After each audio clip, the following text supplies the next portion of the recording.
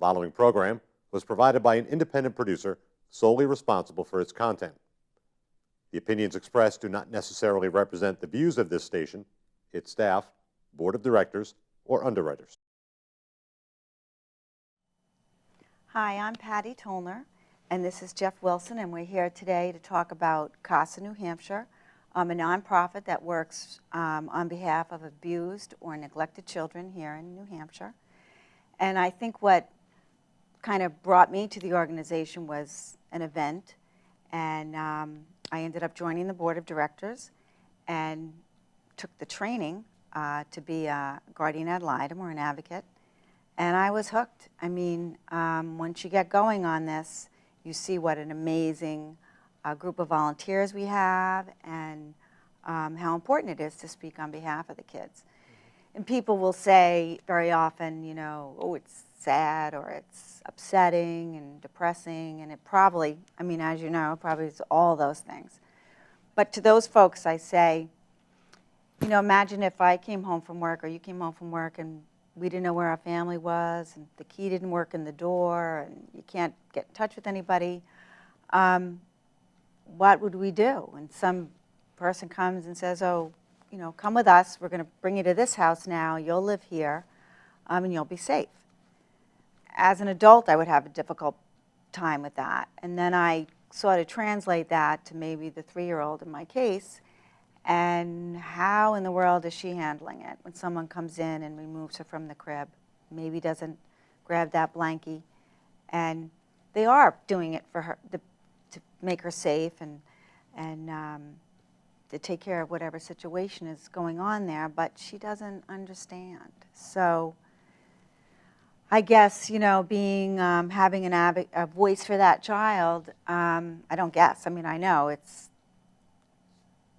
necessary, it's important, and I think we make a difference. Right.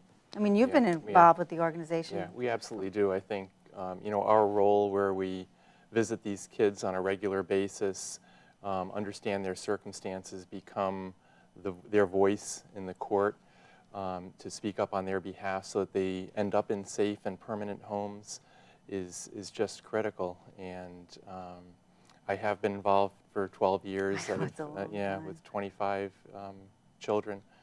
And I think, you know, one of the things that keeps me going is knowing that I'm making a difference in these children's lives. In a positive impact, having a positive impact. I mean, you know, we often speak about the cycle of abuse, and that, you know, the parents who are abusing their children or neglecting their children were victims themselves, and probably the grandparents before that. And I think as we move forward with this sort of thing, and you can really see the change. You know, people we parent different now. We know more than we knew then, and I think it's so important so that these children don't go on and do the same. There's just so much potential, and having that different perspective in court. I know the judges appreciate it. I've always found it very rewarding to work with the division and all the folks that we work with. That you know, it's unfortunate that there are so many cases. So I'm sort of hoping, you know, That's why we're looking for volunteers. Right, we can do a little recruiting here. And, you know, if folks just visit our website, it's casanh.org. And on there you will find pretty much everything you need. And I'm sure the questions that everybody has are the questions we've had. Right. You know, how do you do it? What do you do? Don't you need to be a lawyer? You don't need to be, and you just need to be a kind person who wants to advocate for our young people. And there's just such a great need, you know, because of Tremendous confidentiality among these cases. People aren't aware of how many cases exist out there in the Nashua and Merrimack and Milford court systems, and how crucial it is that we get more volunteers to help advocate for these kids. It's hard to do that without speaking about the details of the case, but we do manage to do that. And I think for me, I haven't done anything as important as this. And I've raised my family, and I have a lovely family and a great husband. this is just something that I never really saw myself doing, but now I can't imagine not doing it. Right.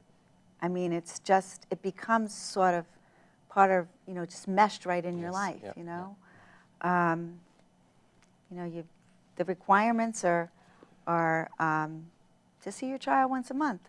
That's right. Do the court Right. report. And I think in the beginning, really, staff helps you kind of decide what type of case is good for you. I Right. remember when I first started, I wanted little ones because my kids were long ago little.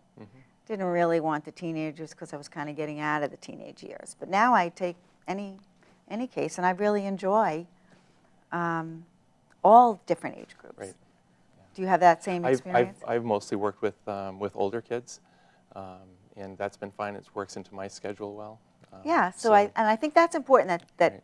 folks know that staff is able to work with you and sort of finding a good case for you to start. So you do have some say in things like that. So we're just really hoping to find some volunteers. We have a training coming up in October in the Nashville area, and visit that website, CASA NH, CASANH.org, and we look forward to meeting you. Thank you very much for listening. Great. The preceding program was provided by an independent producer solely responsible for its content. The opinions expressed do not necessarily represent the views of this station, its staff, board of directors, or underwriters.